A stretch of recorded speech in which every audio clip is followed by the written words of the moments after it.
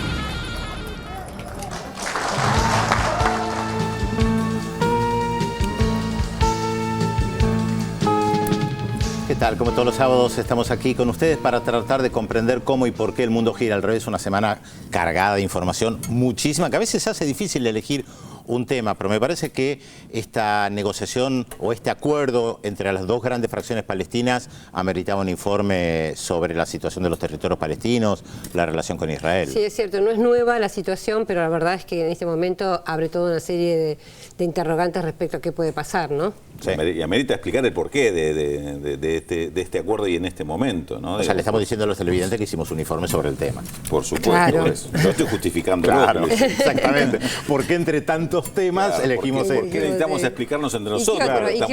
¿Qué otro tema también? También está presente, aunque en perspectiva pareciera que el tiempo es mucho, una fecha como el 18 de septiembre, porque esa es la fecha del referéndum en Escocia, por el tema de la independencia de Escocia. Pero el debate se está calentando mucho en el Reino Unido con respecto a este tema, porque está creciendo la tendencia de aquellos que están a favor de la independencia, que parecía que estaban muy lejos en las encuestas hasta hace pocos meses atrás. Ahora se están emparejando las posiciones y ya empieza a haber preocupaciones de varios, entre ellos las grandes empresas que operan en Escocia, por la posibilidad cierta de que pueda haber una decisión independentista. Lo que está en debate también lo vamos a repasar en un informe y después agregar algunos datitos desde el punto de vista económico que también son interesantes. Yo tengo unas preguntas para hacerte sobre el tema ese de la libra esterlina, así que está bueno. Me prepararé para... Ahora, recordemos también que nosotros tuvimos como invitado acá un diputado vasco, no hace mucho, Sabino Bengoa, que explicaba que desde el País Vasco estaban mirando mucho lo que estaba pasando en Escocia y también en Cataluña. En Escocia prefieren tomar distancia el tema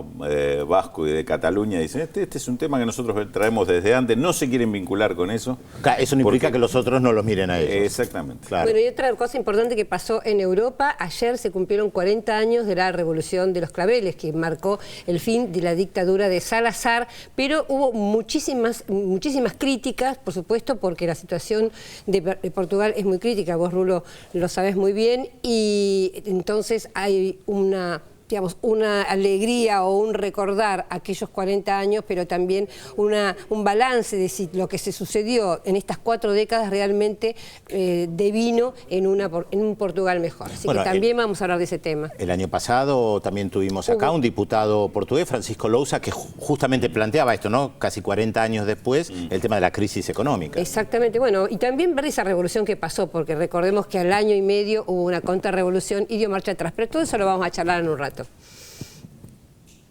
Israel suspendió definitivamente las negociaciones por la paz con Palestina después del histórico acuerdo alcanzado por Hamás y Al-Fatah. Hamás ha gobernado Gaza mientras que Abbas controla algunas zonas de Cisjordania.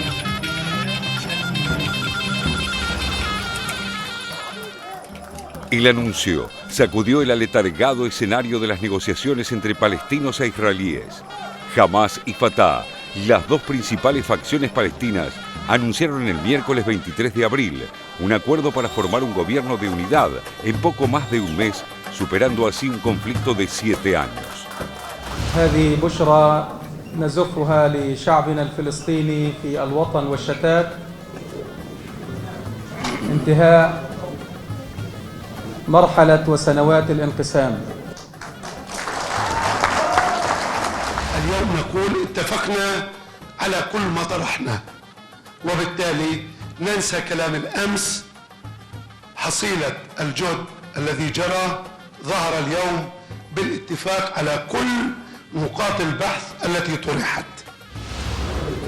Para Estados Unidos e Israel, la jugada palestina supone un gesto de independencia inadmisible que incorpora a las negociaciones a Hamás, una organización que ha hecho de su resistencia a la ocupación israelí de los territorios palestinos su principal activo político, a diferencia de Fatah, que desde la muerte de Yasser Arafat fue funcional a las estrategias de Washington y Tel Aviv para mantener el actual status quo y evitar toda posibilidad de que se establezca un Estado palestino. No es la primera vez en todo ese tiempo que Hamás y Fatah anuncian un acuerdo similar, y es un hecho que los intentos anteriores no lograron superar las diferencias mutuas. La confrontación entre Hamás y la Organización para la Liberación de Palestina se remonta a las elecciones de 2006. En esos comicios, la facción islámica de Hamás derrotó por un amplio margen a Fatah, ganando una mayoría en el Consejo Legislativo de la Autoridad Nacional Palestina. El líder de Fatah, Mohamed Abbas, presionado por Estados Unidos e Israel, se negó a reconocer los resultados electorales. Luego de una serie de enfrentamientos armados, Hamás tomó el control de la Franja de Gaza y Fatah se quedó con Cisjordania, asiento de la Autoridad Nacional Palestina, que perdió con la escisión buena parte de su representatividad. La división entre Hamás y Fatah resultó perfecta para Israel. Le brindó la justificación para diferir sin fecha la creación de un Estado palestino, continuar con su política de asentamientos ilegales de colonos judíos en los territorios ocupados e invadir a sangre y fuego en diciembre de 2008 y noviembre de 2012 la Franja de Gaza, sitiada por tierra, mar y aire y convertida en un gulag de 360 kilómetros cuadrados en el que se apiñan 1.600.000 palestinos.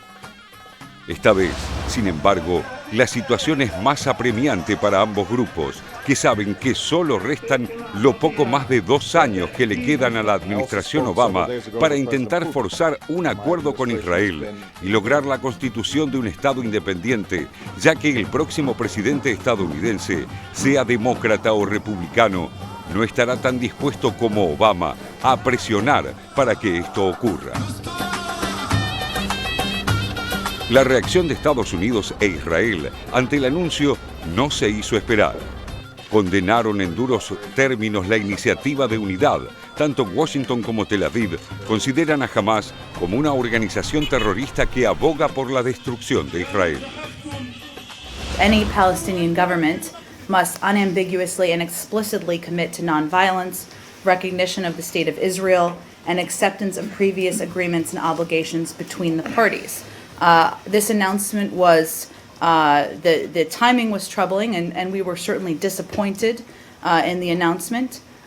If absent a clear commitment to those principles I just outlined, this could seriously complicate our efforts, not just our efforts, but the efforts between the parties, more importantly, to extend the negotiations.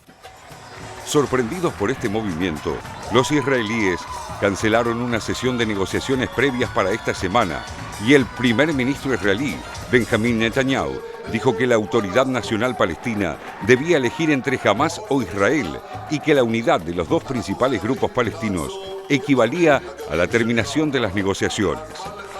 You're coming at an important time.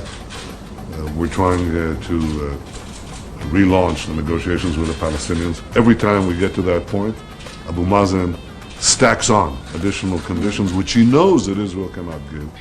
So instead of moving into peace with Israel, he's moving into peace with Hamas. And he has to choose. Does he want peace with Hamas or peace with Israel? You can have one, but not the other. I hope he chooses peace. So far, he hasn't done so. La concreción del pacto entre Hamás y Fatah es una jugada táctica con varias explicaciones posibles. Ocurre pocos días antes del 29 de abril, fecha en la que expiran las actuales conversaciones patrocinadas por Estados Unidos y arbitradas personalmente por el secretario de Estado John Kerry.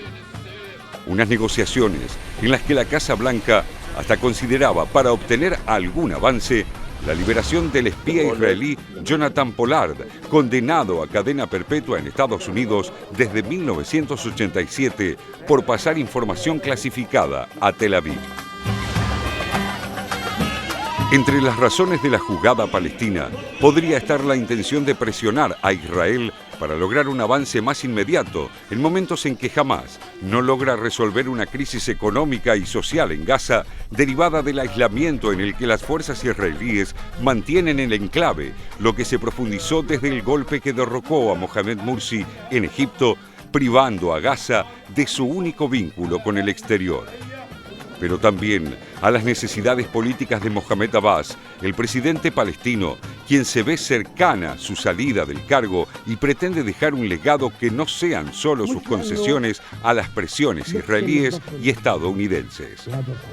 El acuerdo entre Hamás y Fatah incluye la formación de un gobierno de unidad que también incorporaría a Yihad Islámica, otra organización palestina que Estados Unidos e Israel consideran terrorista, como paso previo a las elecciones que tendrán lugar en 6 meses y de las cuales saldría un gobierno único legitimado por toda la población palestina.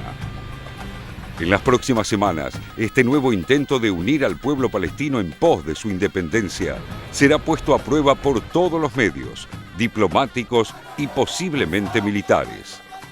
Tanto Hamás como Fatah lo saben, pero tampoco tienen ningún otro medio para forzar a Israel a devolverles la tierra que les pertenece y la independencia que merecen.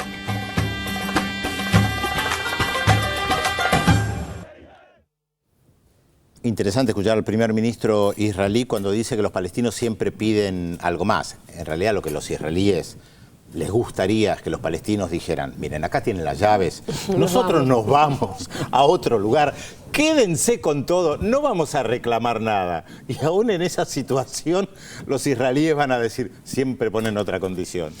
Siempre cambian las reglas del juego. Siempre cambian las reglas del juego. Estaba acordando, yo estuve cubriendo las elecciones del año 2006, que es la que hace referencia el informe, y en realidad el primer discurso que dice Hania, que fue el primer ministro de Hamás en ese año, fue bastante, digamos, conciliadora. No llegó a decir, bueno, estamos dispuestos a reconocer el Estado de Israel. Por supuesto que eso no lo dijo porque la gente lo acababa de votar justamente por su política más bien en contra, pero sí dio la posibilidad de diálogo. E inmediatamente en ese momento Condoleezza Rice, que era la jefa del Departamento de Estado de Estados Unidos en ese momento, salió a endurecer y a enfriar toda posibilidad de diálogo. Entonces la pregunta permanente, que creo que tiene una respuesta clara, es si realmente Israel y Estados Unidos tienen voluntad de diálogo y tienen voluntad de negociación. Eso realmente creo que es lo Yo creo que sí, pero una negociación y un diálogo que lo favorezca al 100%. Donde el otro entregue todo, eso no es una negociación. El otro no pida nada porque no tiene lo que entregar. Sí, bueno, vos no dijiste bien su territorio. O entregue la llave. Bueno, pero eso no es una negociación, obviamente. Por supuesto, ahora hay que recordar también, vos mencionaste las elecciones de 2006 y el líder principal de Hamás hoy es Ismail Haniyeh. Hay que recordar que a los dos anteriores Israel los mató con misiles a sus coches. Rantisi y Ahmed Yassin, que nosotros en su momento hicimos informes sobre esto, y que ellos también habían comenzado a decir que están dispuestos a negociar con Israel. Israel suele tener la política de matar a moderados y dejar extremistas, no es la primera vez que pasa. Seguro. Sucedió con dirigentes de la OLP también, matar a los moderados y dejar en pie a los extremistas para decir, no hay con quien dialogar. Y otra cosa interesante que tal vez sea poco conocido, por ejemplo, los mapas que nosotros mostramos son mapas donde se ve Gaza y se ve Cisjordania, son mapas donde no aparecen todos los miles de puntitos que son justamente estas colonias que han construido los israelíes y que están perforando lo que se llaman territorios palestinos ocupados. A tal punto que si hubiera alguna vez una unión realmente entre Hamás y Al-Fatah y hubiera una posibilidad de un parlamento común donde estuvieran diputados de un lado y diputados del otro, por ejemplo, no podrían pasar, los diputados de Hamás no podrían ir al parlamento en Cisjordania, en Ramallah. ¿Qué es lo que pasa ahora? porque no tienen posibilidades de pasar, porque está totalmente lleno de checkpoints de las tropas israelíes que no permiten la movilidad. Entonces, tendría que ser por teleconferencia, no sé, habría una política virtual realmente de diálogo, imposible hacer los cabildeos típicos de los parlamentarios, por ejemplo. Eso realmente también es un gran obstáculo para los palestinos. Ya que hablas de mapa, también hay que decir que Israel no presenta un mapa en las negociaciones, ¿eh? Israel no presenta un mapa. O sea, los palestinos son muy claros. Dicen, nosotros queremos Cisjordania, la Franja de Gaza y Jerusalén Oriental, o sea, dividido otra vez. Los límites del año 67. Los límites del año 67, que además, ¿qué es lo que dice Naciones Unidas? Recordemos que Naciones Unidas instó a Israel a dejar los territorios que ocupó en el 67 y han pasado 48 años. Israel no lo hizo, pero además Israel no va a la mesa de negociaciones y dice, este es nuestro mapa, esto es lo que nosotros queremos. No lo hace. Claro, ofrecemos esto. Claro, ofrecemos esta es nuestra parte de negociación. Exactamente.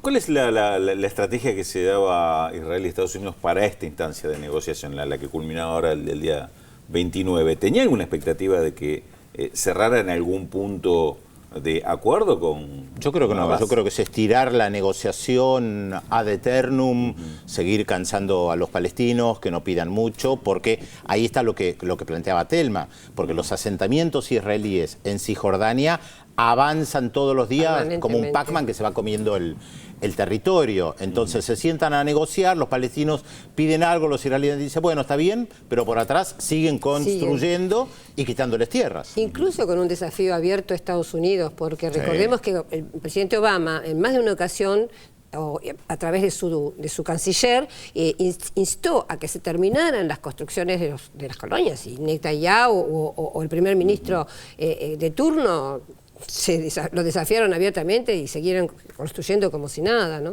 Sí, y uno de los gobiernos más derechistas de la historia israelí, esto también hay que recordarlo. Prácticamente el laborismo ha desaparecido, ¿no? Se ha transformado en como a veces hablamos de los gobiernos, de los partidos socialdemócratas de Europa.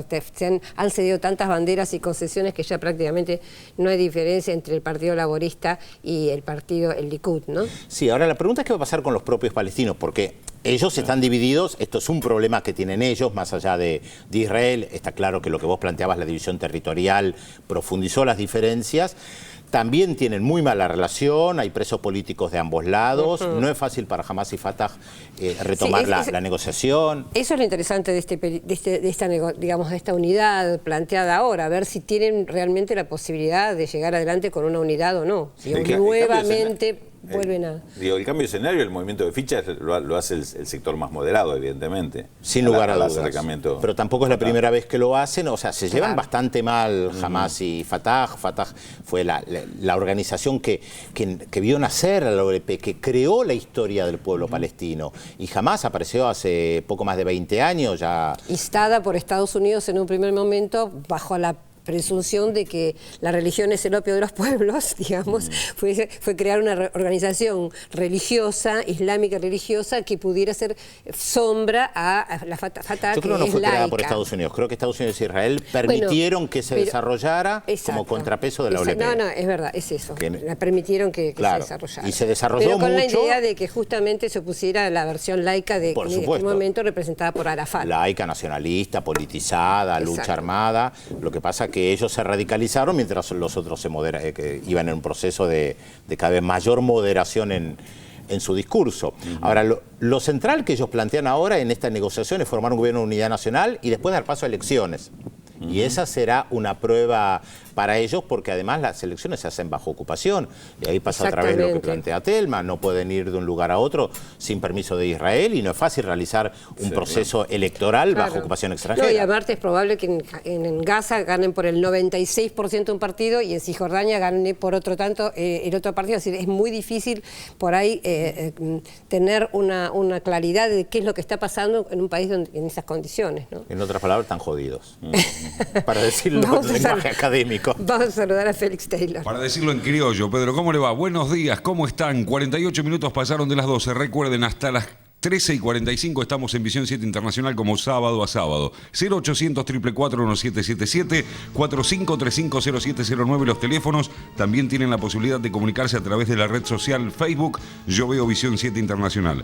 Y como hacemos habitualmente, ponemos ya a consideración de todos nuestros televidentes la incógnita del día. Les vamos a ir dando algunos datos, ustedes nos tienen que decir de quién se trata. Por ejemplo, este personaje, este señor que ven allí, es el primer hijo de una familia de 6 hermanos, se destacó desde muy pequeño por su inteligencia autodidacta, de niño estudió varios idiomas, empezando por el francés, llegando a dominar más de 8 y a los 16 años ingresó en la Facultad de Medicina, comenzando a ejercer su profesión en 1930. Atención, ¿quién es nuestro personaje de hoy? 0800 444 1777 4535 0709. Vamos a ir a la primera pausa en nuestro programa de hoy, no sin antes recordarles los temas que vamos a desarrollar en los próximos bloques. Escocia decide su independencia. Ya empezó la campaña con miras al referéndum del próximo 18 de septiembre, en el que se determinará el futuro institucional y político de una región que desde 1707 integra el Reino Unido. Además, a 40 años de la Revolución de los Claveles, el 25 de abril de 1974, una revuelta conducida por jóvenes militares puso fin a la dictadura salazarista en Portugal, una de las más largas de Europa. 4 décadas después, sumido en el ajuste, el país evoca los símbolos de esa revolución: libertad, anticolonialismo y desarrollo. Los detalles se lo contamos luego de la pausa, como siempre, en Visión 7 Internacional por la TV Pública.